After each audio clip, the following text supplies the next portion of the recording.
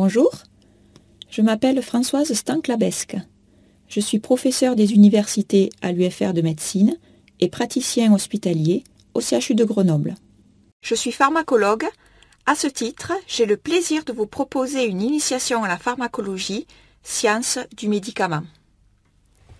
Pour bien comprendre ce cours, j'attire votre attention sur la nécessité d'avoir vu et acquis les notions concernant les principes actifs et leurs cibles présentées par le professeur Christophe Rubio dans cette UE numéro 6. Dans ce premier chapitre, je vais vous présenter les aspects pharmacodynamiques de l'étude d'un médicament.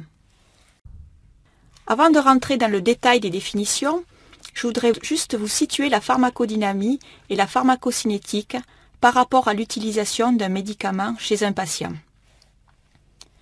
Afin de produire un effet pharmacologique recherché, et donc un effet thérapeutique, le principe actif ou médicament va être administré à un sujet. Les voies d'administration utilisées vont dépendre des propriétés physico-chimiques du principe actif, mais également du statut physiopathologique du patient et du contexte d'urgence. Lorsqu'un médicament va pénétrer dans l'organisme va mettre en place une série de réactions destinées à éliminer le médicament de l'organisme. La pharmacocinétique est donc une spécialité de la pharmacologie qui s'intéresse au devenir du médicament dans l'organisme. En d'autres termes, on dit aussi que la pharmacocinétique est l'étude de l'effet de l'organisme sur le médicament. La pharmacocinétique repose donc sur l'étude des concentrations de médicaments obtenues suite à l'administration d'une dose de médicament. La pharmacocinétique permet l'étude de la relation dose de médicament, concentration en médicament, que ce soit au niveau sanguin ou au niveau plasmatique. Comme je vous l'ai indiqué en introduction, ce chapitre est une initiation à la pharmacodynamie, dont voici une définition. La pharmacodynamie correspond à la mesure de l'effet d'un médicament dans l'organisme qui dépend de la dose du médicament reçu. Les objectifs principaux des études de pharmacodynamie sont, d'une part, d'évaluer la relation concentration-effet ou la relation pharmacocinétique-pharmacodynamique, d'autre part, de déterminer l'intervalle thérapeutique, c'est-à-dire l'intervalle des concentrations pour lequel le médicament est jugé à la fois efficace et sûr d'utilisation. Ces deux objectifs, relation concentration-effet et index thérapeutique, sont essentiels pour la détermination du schéma posologique optimal du médicament, qu'il soit ajusté ou non aux caractéristiques des malades. L'objectif du cours que je vous propose sera donc de connaître les relations dose-effet.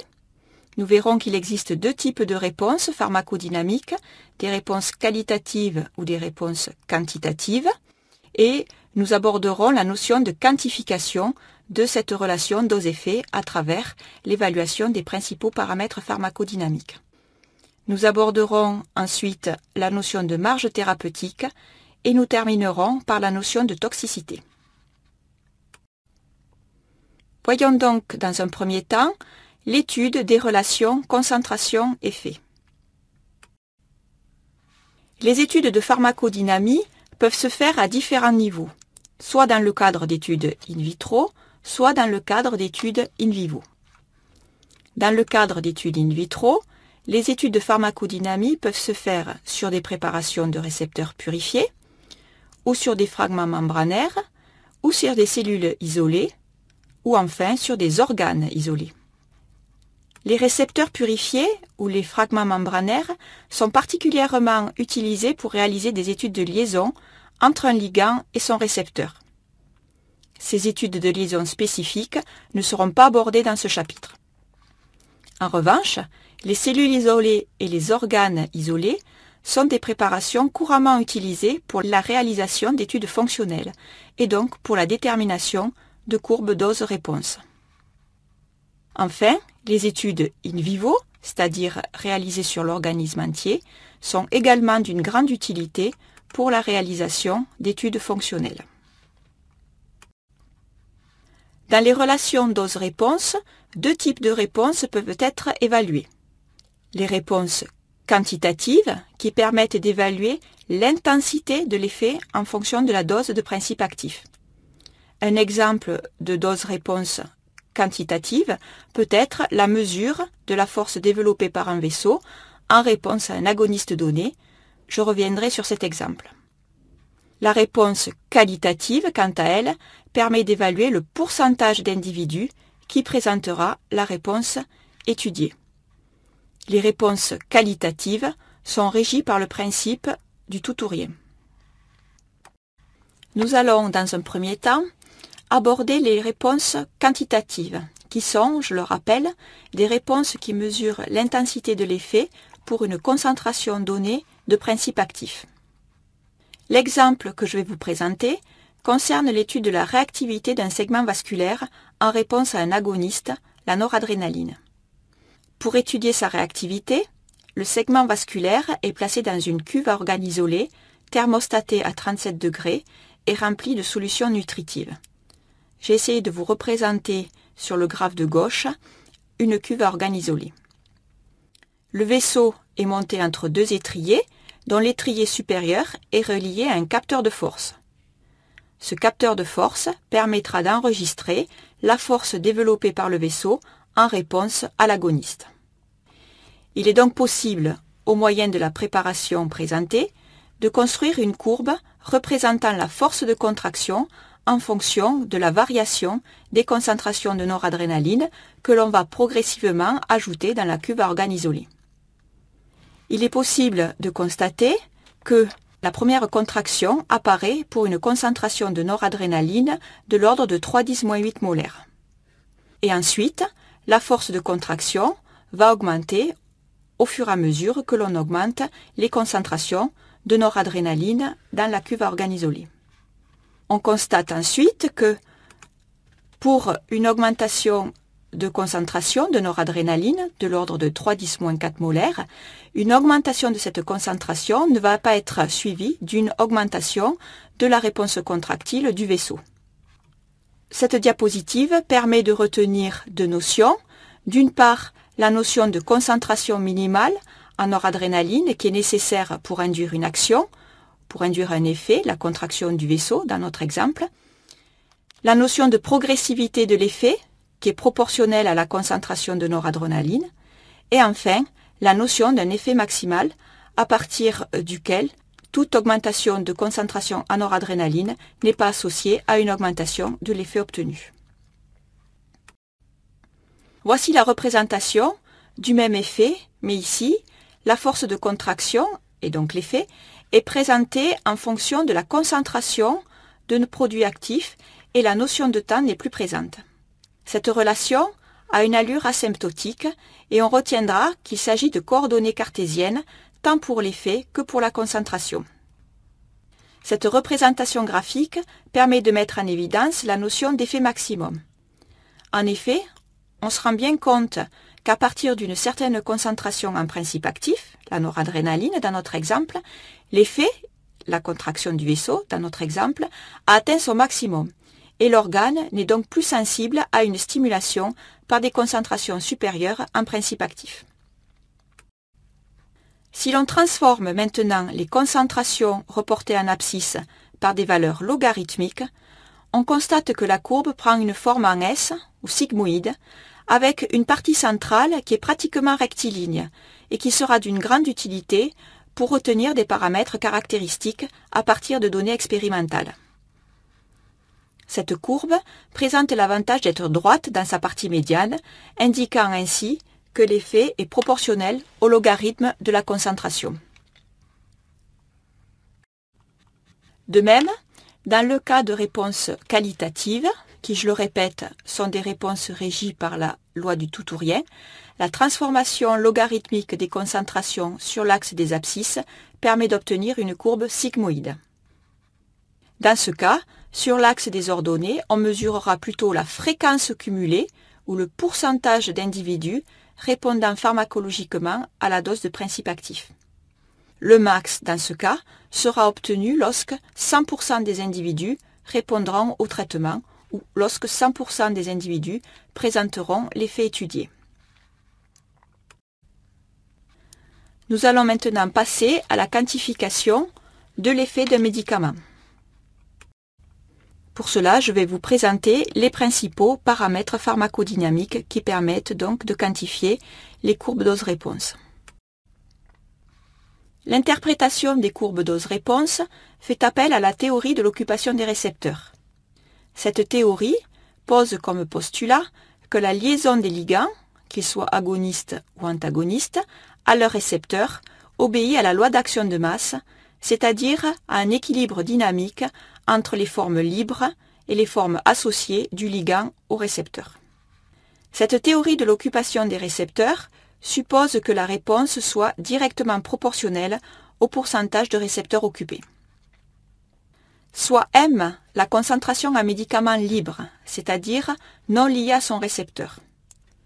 Si R est la concentration en récepteur libre, c'est-à-dire non liée au médicament.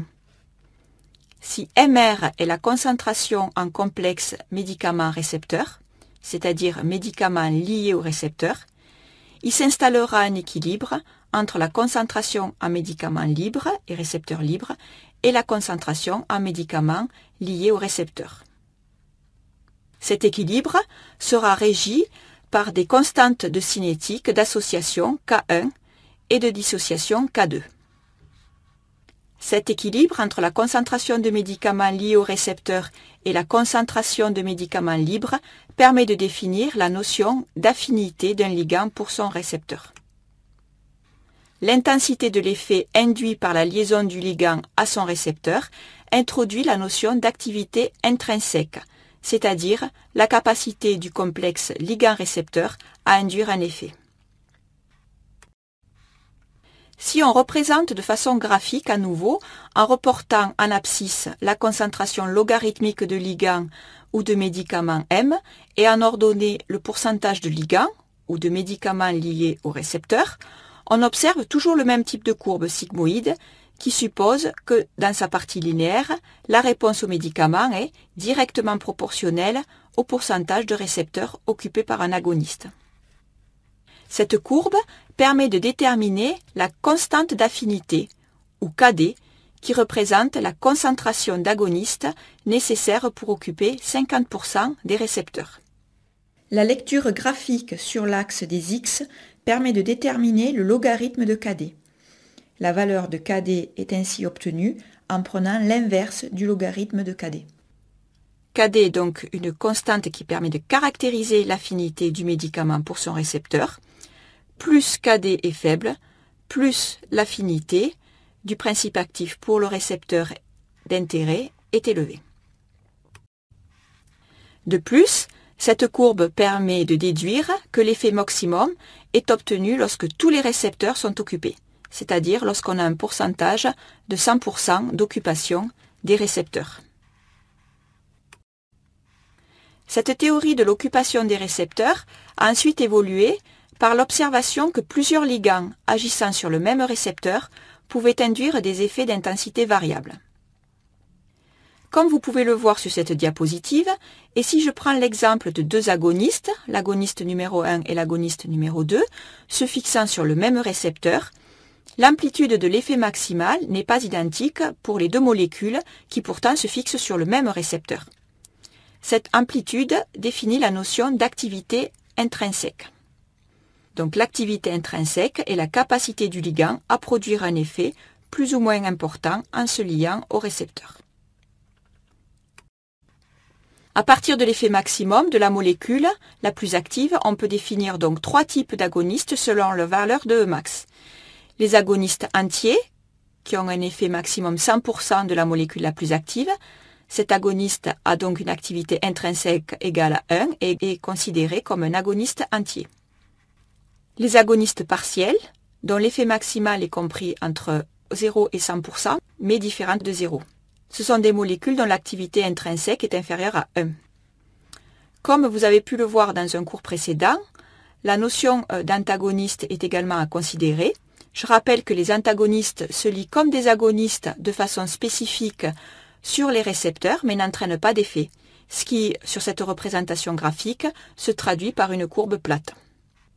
En résumé, et c'est ce que je vous demande de retenir, l'activité intrinsèque d'un principe actif permet de définir les agonistes entiers, les agonistes partiels et les antagonistes. Voici à titre indicatif un exemple qui, je l'espère, vous permettra de mieux comprendre cette notion d'activité intrinsèque. La morphine, par exemple, est un principe actif qui est utilisé comme antalgique. La morphine est un opiacé, c'est un agoniste des récepteurs mu. La codéine est un autre opiacé qui est également agoniste des récepteurs mu.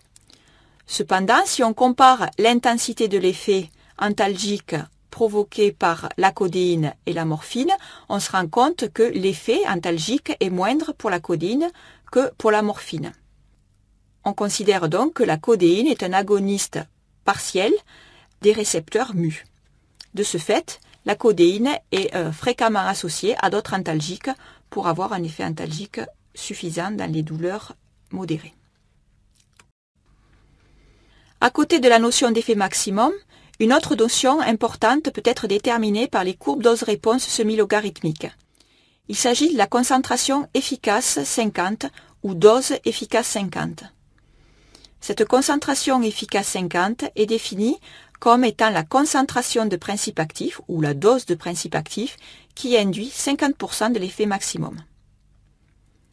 Cette concentration efficace 50 permet de quantifier la puissance d'un principe actif et de comparer cette puissance à celle d'autres principes actifs se fixant sur le même récepteur. Donc ce qu'il vous faut retenir, c'est que la concentration efficace 50, c'est la concentration en principe actif qui induit 50% de l'effet maximum.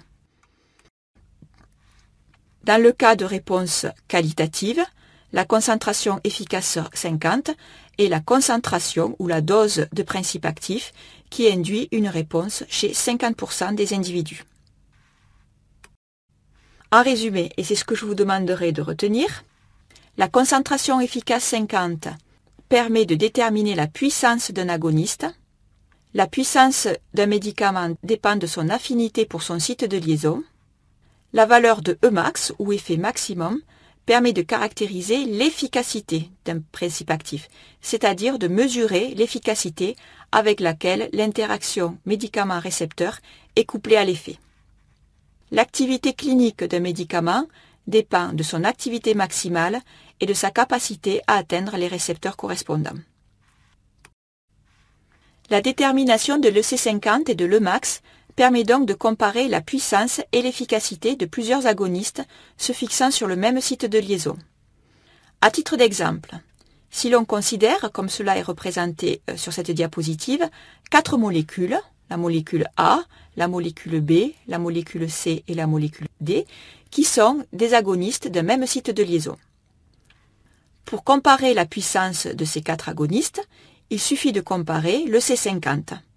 Et on peut en déduire que, en termes de puissance, la molécule A est plus puissante que la molécule B, est plus puissante que la molécule C, qui est plus puissante que la molécule D.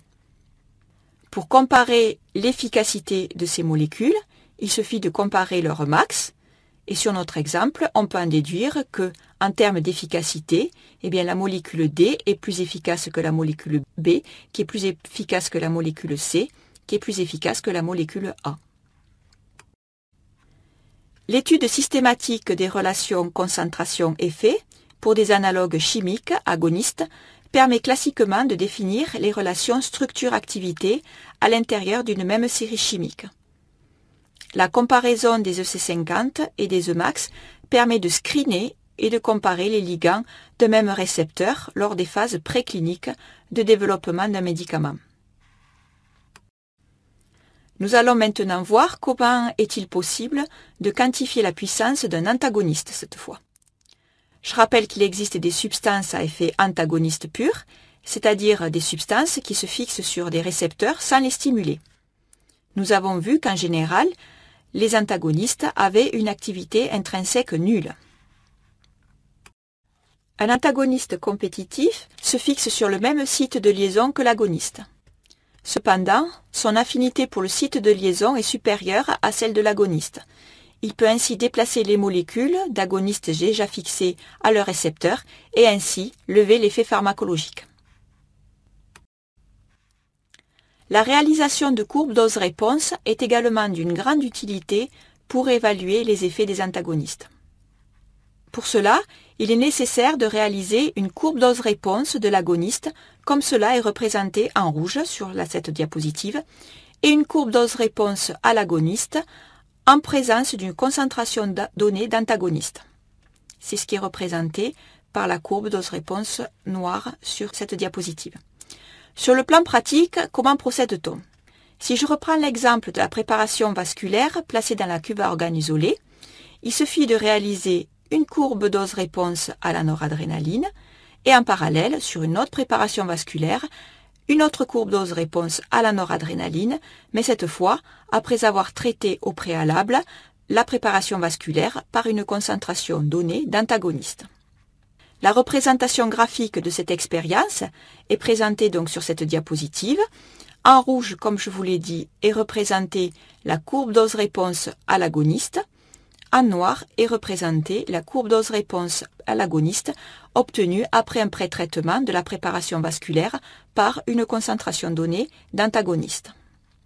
Vous pouvez observer un décalage vers la droite des courbes dose-réponse de l'agoniste observées en présence de l'antagoniste. C'est la courbe en noir. Vous pouvez observer également qu'il n'y a pas de modification de l'Emax sur la courbe dose-réponse obtenue en présence de l'antagoniste. Ce décalage vers la droite, sans modification de l'Emax des courbes dose-réponse, est caractéristique d'un antagonisme compétitif, c'est-à-dire que l'agoniste et l'antagoniste se fixent sur le même site de liaison au niveau du récepteur. Je vous invite à revoir ces notions dans un cours précédent.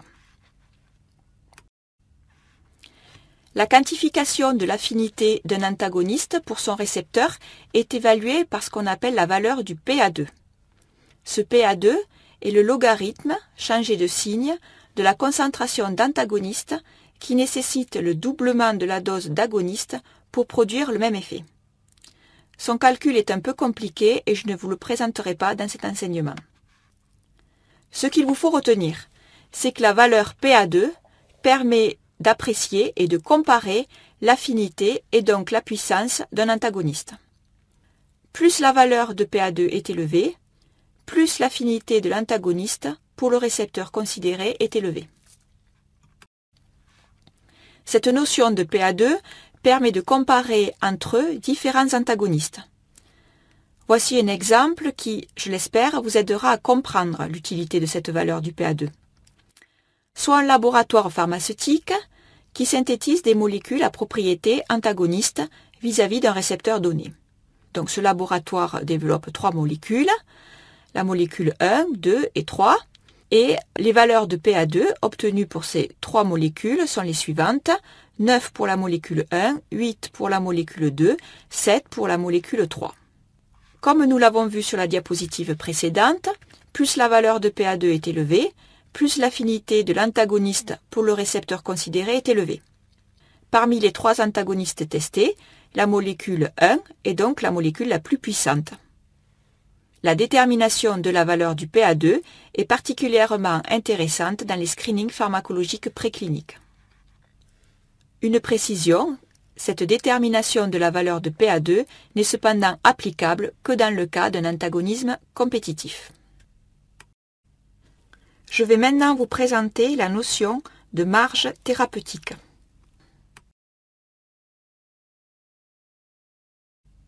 L'administration d'un médicament a pour objectif d'atteindre un effet bénéfique, une efficacité thérapeutique.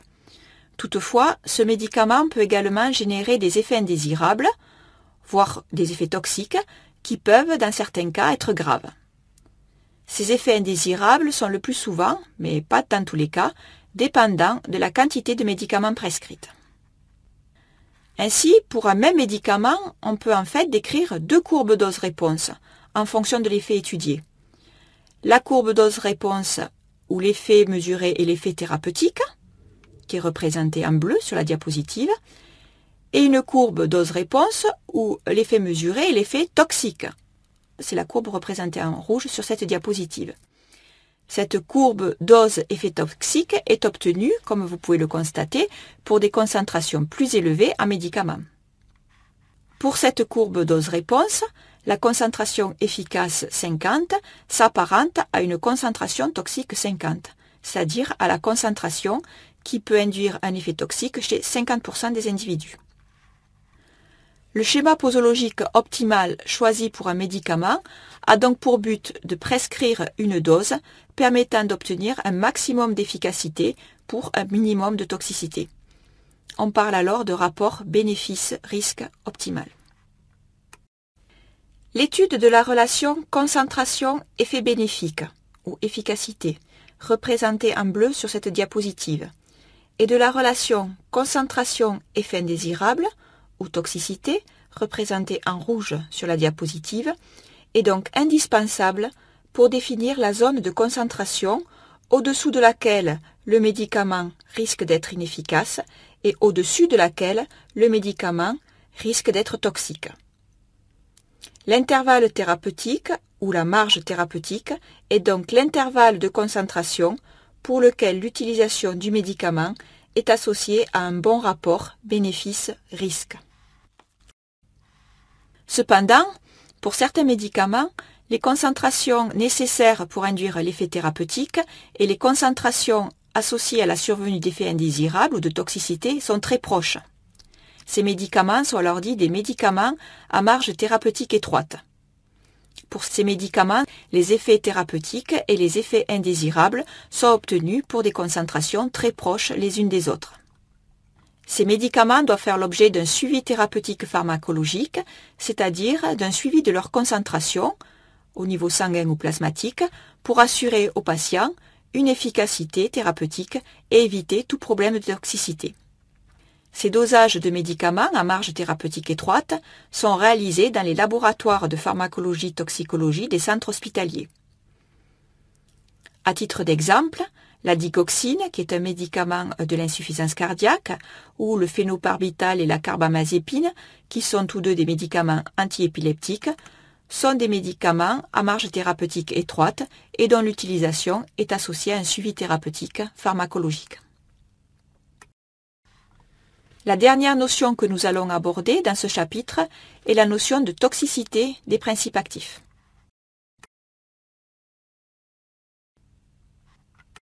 Les molécules destinées à la thérapeutique humaine doivent subir, avant tout essai clinique, des tests de toxicité aiguë et chronique chez l'animal. Les effets de l'exposition aiguë à un principe actif diffèrent parfois de ce produit par une exposition chronique. Les effets toxiques aigus se manifestent lorsqu'une dose de principe actif est administrée en une seule fois.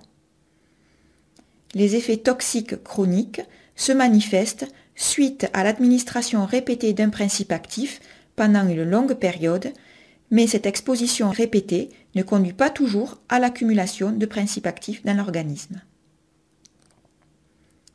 Les effets toxiques cumulés apparaissent suite à l'exposition répétée d'un principe actif conduisant à son accumulation dans l'organisme, ou suite à l'exposition à plusieurs principes actifs différents mais qui présentent la même toxicité. L'évaluation des effets toxiques cumulés doit retenir l'attention, car il y a des expositions chroniques à basse concentration de nombreuses substances chimiques, naturelles ou synthétiques dans l'environnement. L'évaluation de la courbe dose-réponse est d'une importance cruciale en toxicologie. Dans le cadre de réponses quantitatives, des doses plus élevées de médicaments données à un individu entraînent habituellement une réponse plus intense et donc exposent au risque de toxicité. Donc en général, quand on utilise un médicament, plus on augmente la dose, plus on expose le patient à un risque de toxicité. Dans la relation concentration-effet qualitative, le pourcentage de la population affectée augmente quand la dose croît. Ce phénomène dose-réponse est très utilisé en toxicologie préclinique pour déterminer la dose létale 50, ou dose qui entraîne la mort de 50% des animaux. Cette dose létale est déterminée expérimentalement. Comment on procède? Le produit chimique à évaluer est administré à des souris ou à des rats par voie orale ou intrapéritonéale, à plusieurs doses, de façon à déterminer la dose qui induira la mort de 50% des animaux. Ces études interviennent très tôt dans la phase de développement d'un médicament afin d'évaluer son potentiel toxique et de décider ou non de la poursuite de son développement.